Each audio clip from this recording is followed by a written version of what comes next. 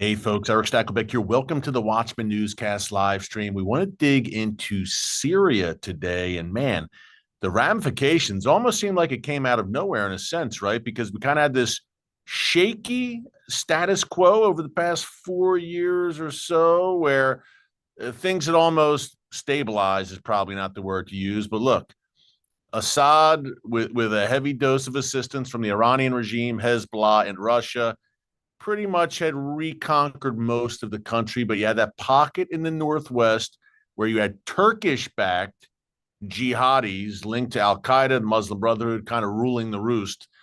And that was kind of, again, a shaky status quo, so to speak, over the past 4 years. And wow, all of a sudden, just last week, everything blew up once again, and that Syrian civil war reignited with a vengeance. So, who are the players? And how does it affect Israel? I've been asked this many times over the past few days, and this was kind of unfolding over the Thanksgiving holiday where there was some downtime here in the United States. I know we have viewers from around the world, but man, I was getting pinged and messages from around the world and comments here in the channel. Hey, what's going on in Syria? And why does it matter to me, no matter where you live in the world, in the free world, I hope, and to Israel? So we're going to break that down a bit today. Three main factions, three main players, I would say, in this Syrian civil war.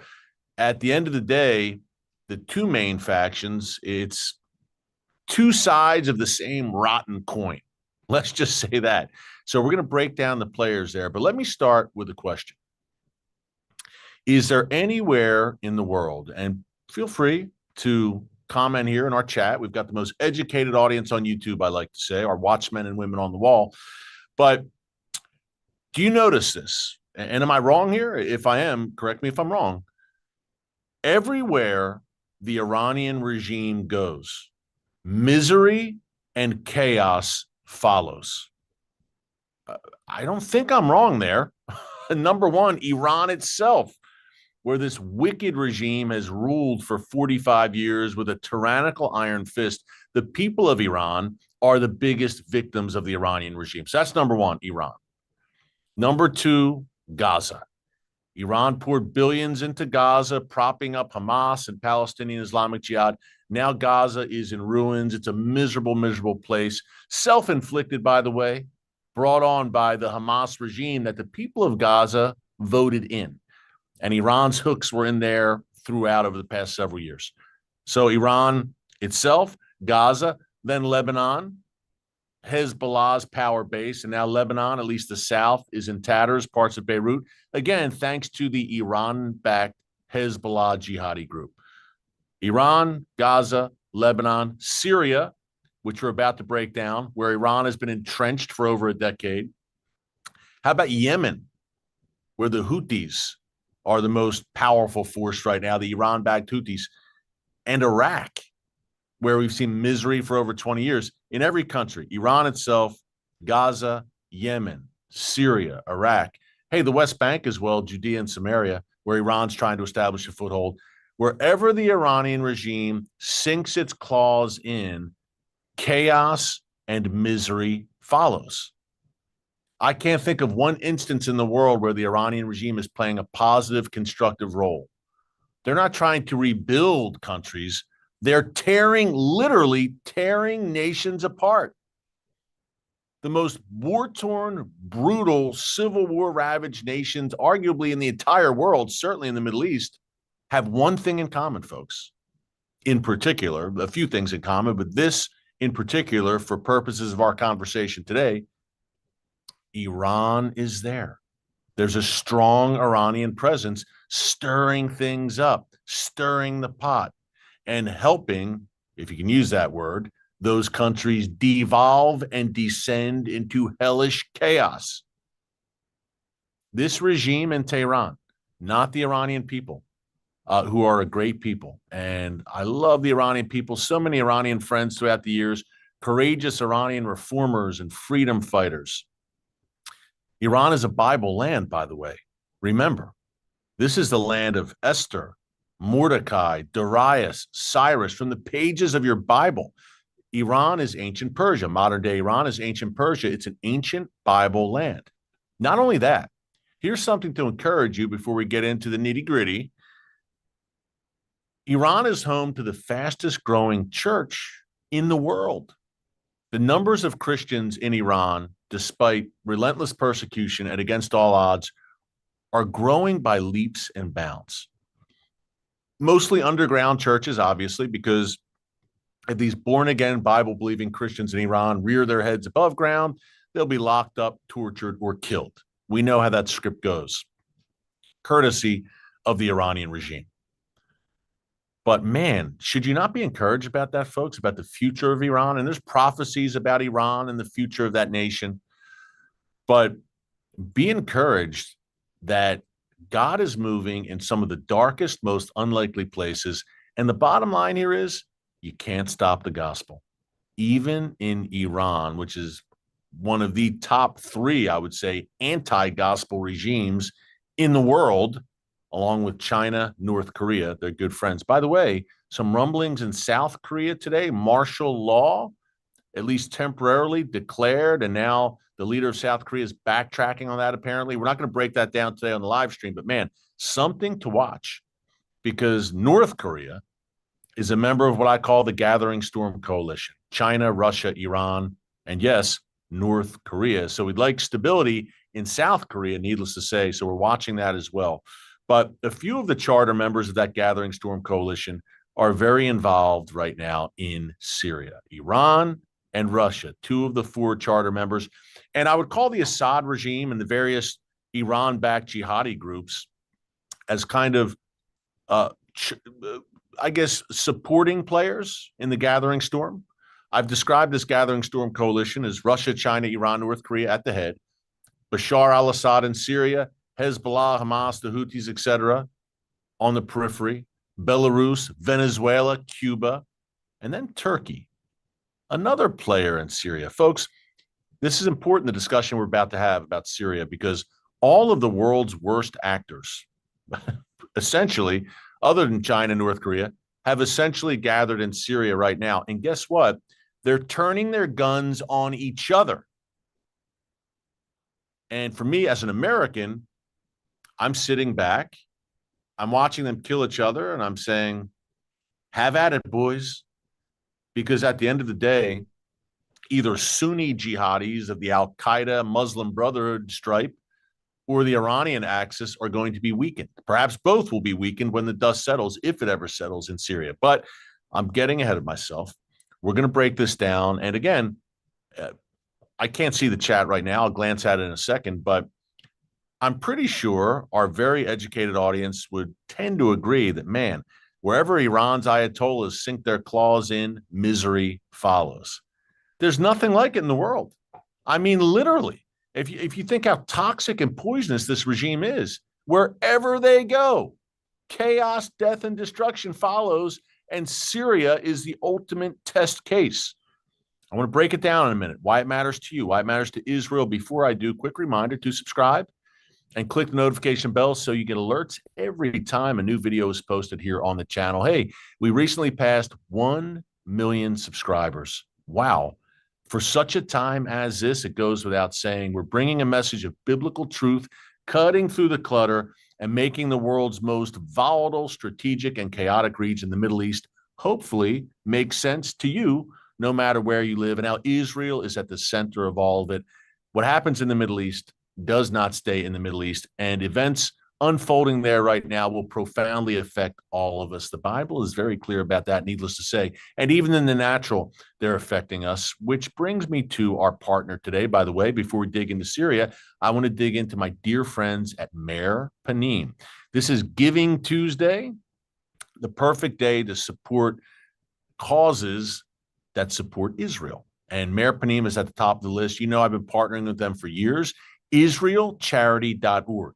That's IsraelCharity.org. In Israel's time of greatest need, Giving Tuesday could not be more appropriate and more timely. This is, since the modern establishment of Israel in 1948, the darkest period for the world's one and only Jewish state, the perfect time for believers to step up and fulfill that biblical mandate laid out in the book of Genesis, chapter 12, verse 3, to bless the people of Israel. Hey, Israel could use a few good friends right now. And Mayor Panim is on the ground doing God's work. You ask me, Eric, how can I help? I bring you Mayor Panim. It's israelcharity.org. Countless lives in Israel have been shattered. This has pushed over since October 7th. It's pushed many people into unexpected poverty. People who were thriving, their businesses were thriving, their families were thriving before October 7th. Their lives have been turned upside down in the past 14 months. Their husbands have gone off to fight in the reserves. Some never came home. They lost their businesses. That's where Mayor Panim steps in. They're blessing and helping Israel's most vulnerable, Israel's neediest in so many tangible ways. I think, number one, you've seen me in the Mayor Panim soup kitchens. It's not just some ramshackle soup kitchen. These are beautiful facilities with great food. Holocaust survivors, Israel's most vulnerable, are there. They're being blessed. They're being assisted. They're being fed. That's what Mayor Panim does. And look, right now, for the people in the north in Israel who've been evacuated, tens of thousands from their homes, here's some information for you. Mayor Panim is providing life-saving critical gear for over 25,000 Israeli soldiers who are defending Israel's borders right now. That's number one. Number two, Mayor Panim is providing daily support and hot meals for over 2,000 Holocaust survivors in Israel, ensuring they receive dignity and care. Thousands of meals also and critical support for so many Israelis who, again, their lives have been turned upside down and thrown into turmoil because of the war, not only in the north, but in the south as well. We pray for the peace of Jerusalem, and we continue to support organizations like Mayor Panim. Again, it's israelcharity.org. And the folks at Mayor Panim say, look, let us help Israel rise from the ashes of war. And we can actually do that, folks. What a blessing. Through organizations like Mayor Panim on this Giving Tuesday. It's israelcharity.org. We really can tangibly make a difference for Israel, no matter where we live in the world. israelcharity.org, Mayor Panim, a great, great organization doing God's work.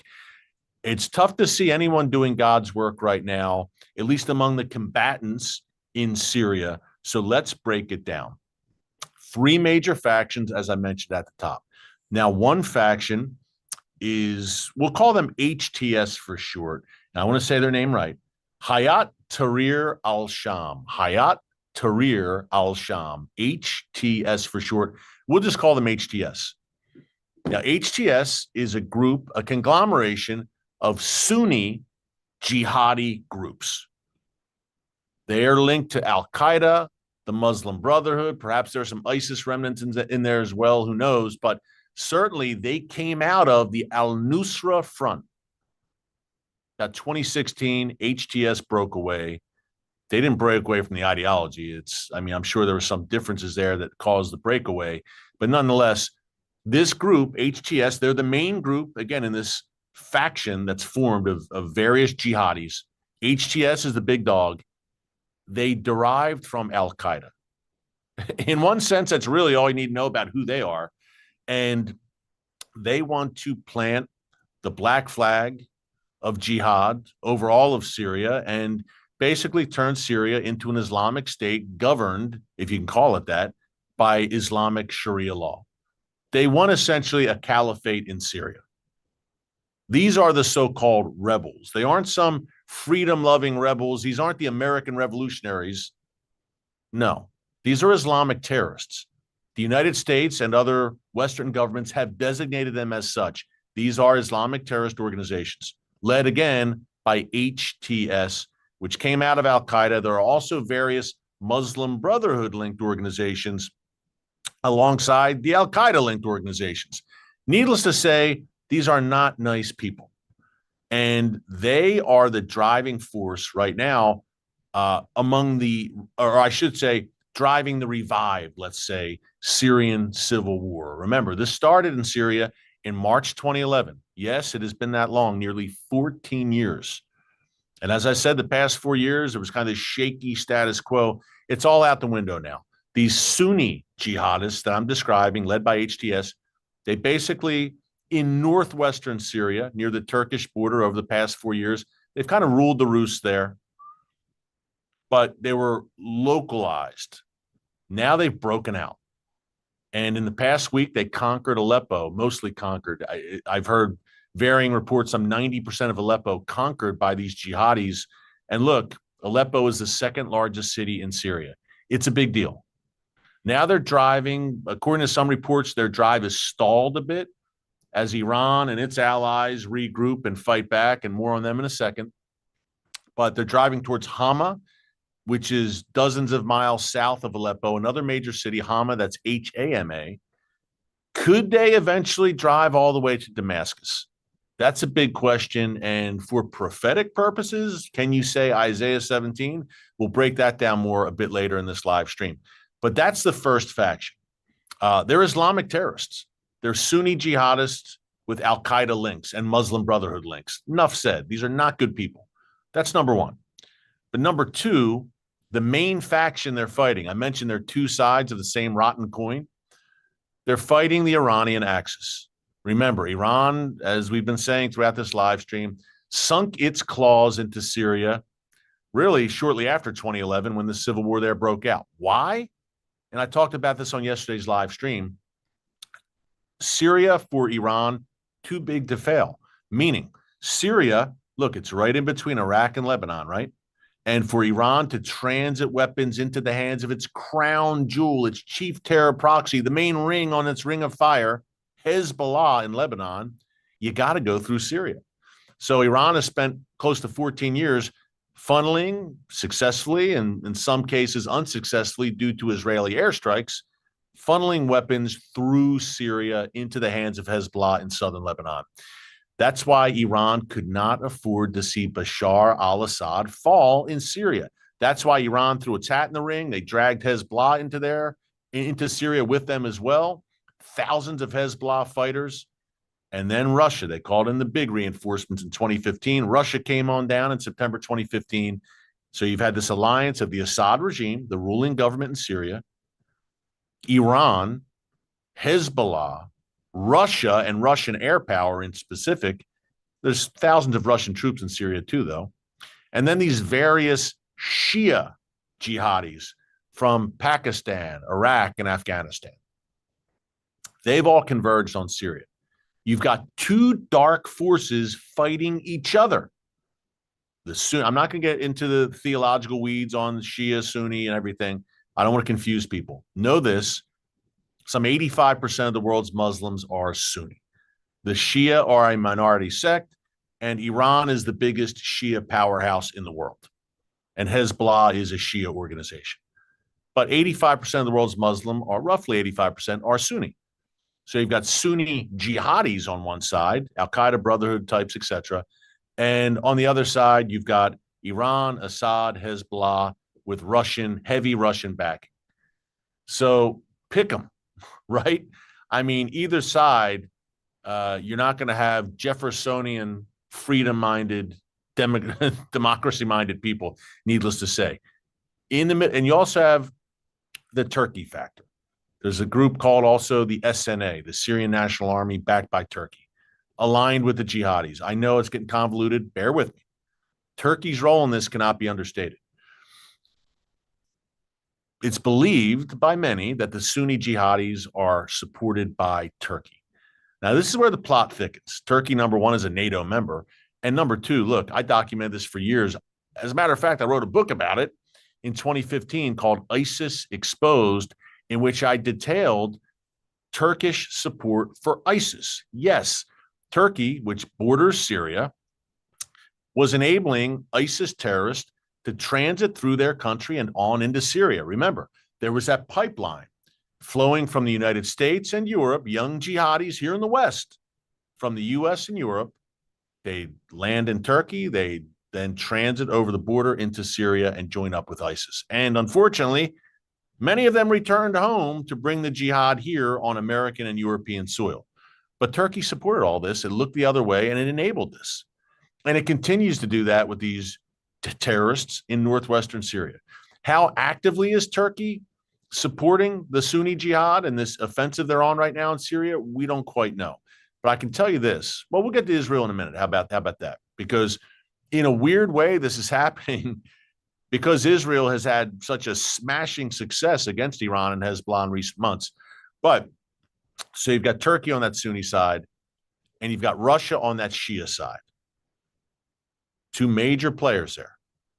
And then you've got kind of in the middle, the SDF, the Syrian Democratic Forces, backed by the U.S. over the years, access to U.S. military bases in Syria.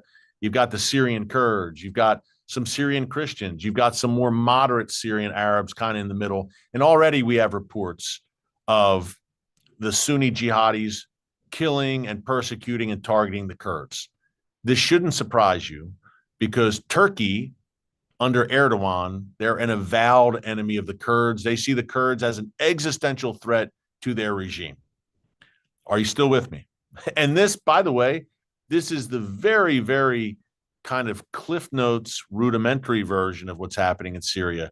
Because, man, oh, man, there's no real easy way to explain this verbally without having people say, I give up and throwing their hands in the air and saying, I'm totally confused. So what you're going to have is a climactic battle. And my friend Waleed Faris on his Twitter feed, pretty interesting. He, like I am, is a Lord of the Rings fan, and he sees parallels today in the great evil we're battling. But he said this is like Urk versus Urk on the battlefield. Basically it. Like I said, choose them, pick them. Evil on both sides. And right now, we've got thousands of these Iranian-backed, the cavalry, the reinforcements, the Black Riders are on their way because Iran has called in thousands of reinforcements from Iraq and perhaps beyond, these Shia militias that we've talked so much about here on the live stream over the years. They're now flowing over the Iraqi border into Syria. So you've got a collision course here. Now Iran, look, they were taken by surprise, the Assad regime, Iran, Hezbollah, completely last week when these Sunni jihadis came roaring out of the north, seized Aleppo, and they're driving now. And Iran was on its heels, and Russia even, I think, was taken aback, and Russia's carrying out airstrikes. And by the way, Russia doesn't really consider civilian casualties. They have it in Syria, especially. So that's going to be very eye-opening to see how they respond here. Are they all in? If the Assad regime, if Syria is too big to fail for Iran and Russia, are they going to go all in now? Are we going to see now, okay, these Sunni jihadis made these initial gains over the past week, but have they hit the wall now? Because again, as I said, Iran's calling in the reinforcements. They're flowing into Syria. And what you're going to have in the very heart of Syria, which is in the very heart of the Middle East, it could be a climactic Urk versus Urk showdown, evil versus evil, and a bloodbath. We could really see it in the heart of Syria. Big question again are Russia and Iran all in Syria? I tend to believe they are. But is Erdogan all in backing the Sunni jihadis? That's a bigger question. Does Erdogan really want to cross Russia and Iran in that manner? Because look, over the years now, Erdogan has been kind of consolidating that relationship with Turkey, Iran, and Russia, meeting regularly, getting along pretty well. And many believe there are prophetic overtones there with the Ezekiel coalition shaping up. Everyone who talks about Ezekiel 38 and 39 has been pretty certain that, okay, Iran and Turkey are definitely in there. There's questions about Russia. Will Russia be involved? Won't Russia be involved? But everyone is pretty certain, prophecy watchers that I've heard, that Turkey and Iran will be together there. So Iran and Russia on one side in this proxy war in Syria, Turkey on the other.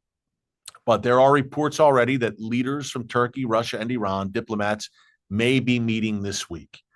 Now, is this a case of, okay, and it's interesting too, because Turkey, there'd been a rapprochement, there's a word for you, between Erdogan and Assad tentatively over the past year or so. And it looked like, oh, they might actually normalize things. And now that's been blown out the water, it seems, at least in the short term. But is this a case where Erdogan, he greenlit this Sunni offensive, the jihadi offensive, and now they've seized some territory, they've sent a message. Does Erdogan now call off the wolves? Because again, he doesn't want to cross Russia and Iran to that degree. Or are we heading for the climactic showdown in the heart of Syria? We're going to know soon because this thing, folks, is spiraling. And pray for the people caught in the middle. I mentioned the Kurds, Christians in Syria, moderate Arabs who want no parts of the jihad in Syria, moderate Muslims there. Pray for these folks and pray for the Lord. It's such a war-torn, horrific, ravaged nation right now. It has been for nearly 14 years. Pray for God to miraculously intervene there because it is dark. Now, what is the stance of the West, where I'm sitting right now, and of Israel? With the West, I said at the top, I'll say it again. Now, feckless, weak Western leaders led by Joe Biden, who is probably the lamest of lame ducks at this point with 48 days left in office, as he's busy shamelessly pardoning his son, Hunter, and basically MIA. And he was in South America last week, wandering off into the jungle, quite literally. I mean, we could go on, but we won't. 48 days left of that. In the meantime, though, I'll say it again, a very dangerous period between now and the inauguration on January 20th. So no one's listening to Biden or other weak Western leaders. Do you think Syria is really going to heed the calls of Justin Trudeau or Emmanuel Macron in a serious way? Do you think the Sunni jihadis in the Iranian regime are really going to listen to them? No, because there's no teeth behind any demands these Western leaders make. Donald Trump, as we discussed on yesterday's live stream, a different story. So there will be a new sheriff in town on January 20th. But before Sheriff Trump takes office once again, we've got to deal with the West basically being an observer here and saying, oh, this is horrible, de-escalate, and being scoffed at. So that's one thing. And I believe the posture of the United States, no matter who is in office, should be to stand back from this and let the orcs go at it on both sides. That's number one. Number two, and some people might say, oh, you're so mean to call them orcs. I had someone say that. I called the Hamas terrorist of October 7th orcs because orcs are these soulless, violent creatures, right? You're telling me the likes of Hezbollah, the Iranian regime, and the Al-Qaeda Muslim Brotherhood types are not soulless, violent individuals? So yeah, I called them orcs, and I'm a Lord of the Rings fan, so the label fits. But I digress. So as that all unfolds, the U.S. should step back, in my view, and say, again, have at it, boys. And Trump said that a few years ago, the Taliban and ISIS in Afghanistan. He said, why are we getting involved during his first term? Let them turn their guns on each other. They're all evil. They're demonic. They hate us. Let's keep our noses out of it, and let's see where it goes. But for Israel, what about Israel right now? Well, this is unfolding at Israel's northern doorstep, obviously, which is unsettling, to say the least. Now, on one hand, I mentioned this a minute ago, this was all made possible by Israel. I say this is a compliment to Israel, of course.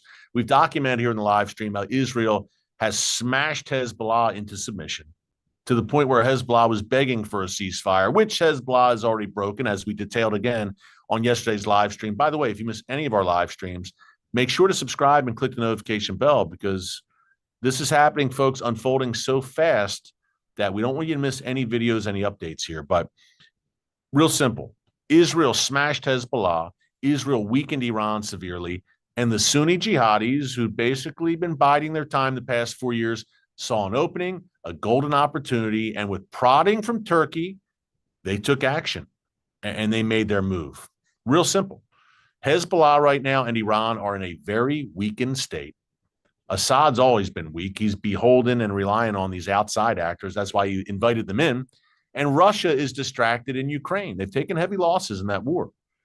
So the jihadis, the Sunnis, smelled an opportunity, and they're trying to seize it right now. I don't know that Hezbollah has the capability, like it did during the first years of the Syrian civil war, to really get involved in here heavily and turn the tide. Hezbollah is licking its wounds right now in Lebanon and in Syria. Israel has smashed them. By some accounts, Hezbollah is maybe at 30% of the capacity they once were at before September 17th, when Israel went into overdrive and decided really to smash Hezbollah. Look, they're still a very dangerous fighting force, but they're not what they were, and they're not going to be anytime soon, thanks to the incredible exploits of the Israel Defense Forces. That's number one. So can Hezbollah really, do they have the bandwidth to even really contribute in Syria like they once did? I don't think so. And number two, I don't think Iran does either. Iran has taken a heavy blow to its prestige. It's lost several members, officials from its elite Islamic Revolutionary Guards Corps, the IRGC. Its air defenses have been destroyed by Israel, so Iran's not well positioned either. And Russia distracted in Ukraine. So if you're the Sunni jihadis right now, you're feeling pretty good about yourselves. But as I mentioned, Iran's calling in reinforcements now. They got thousands of Shia fighters flooding into Syria, and this thing could really explode. But Iran and Hezbollah, no doubt. I think the biggest takeaway here, folks, is the weakening of Iran and the Iranian axis and Iran's ring of fire. I mean, the Sunni jihadis were emboldened by it. There's no other way around it. And look, that's a great thing. Iran, Hezbollah, weakened, the ring of fire is unraveled. It's incredible. But on the other hand, we don't want the forces to emerge due to Iran's demise to be Sunni terrorists of the Al-Qaeda Muslim Brotherhood ilk. So again, no really good choices there right now in Syria. And Israel is watching this all very closely. On one hand, Israel is delighted to see Iran and Hezbollah and Assad further weakened. But on the other hand, look, Israel also doesn't want to see a mini caliphate at its border. So stay tuned. And what does this mean for Damascus? We think of Isaiah 17, chapter 17, verse 1. And again, folks, we may have a meeting between Turkey, Russia, Iran, where they hash this out, and perhaps the rebels establish a caliphate in the north of Syria or in the northwest in particular, and maybe they hold Aleppo or most of Aleppo. I don't know. And maybe they can kind of work this thing out.